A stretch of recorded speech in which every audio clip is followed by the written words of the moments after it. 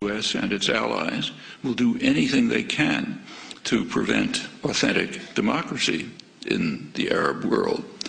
The reason is very simple.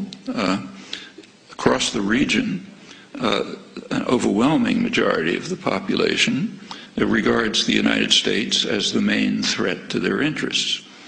In fact, opposition to U.S. policy is so high that a considerable majority think the region would be more secure if Iran had nuclear weapons. In Egypt, the most important country, that's 80%. Similar figures elsewhere. There are some in the region who regard Iran as a threat, about 10%.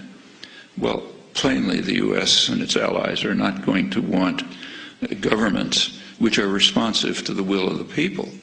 If that happens, not only will the U.S. not control the region, but it'll be thrown out.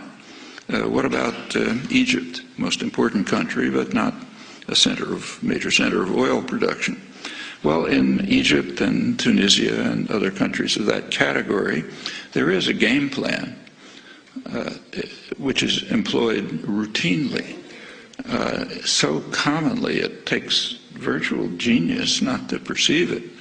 But when you have a favored dictator, for those of you who might think of going into the diplomatic service, you might as well learn it. When there's a favored dictator and he's getting into trouble, support him as long as possible, full support as long as possible.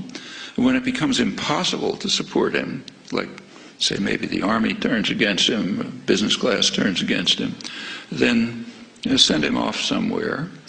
Issue ringing declarations about your love of democracy, and then try to restore the old regime, maybe with new names.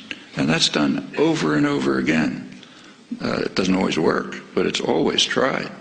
Somoza, Nicaragua, Shah in Iran, Marcos in the Philippines, Duvalier in Haiti, Chun in South Korea, Mobutu in the Congo, Ceausescu was one of Western favorites in Romania, Suharto in Indonesia. It's completely routine, and that's exactly what's going on in Egypt.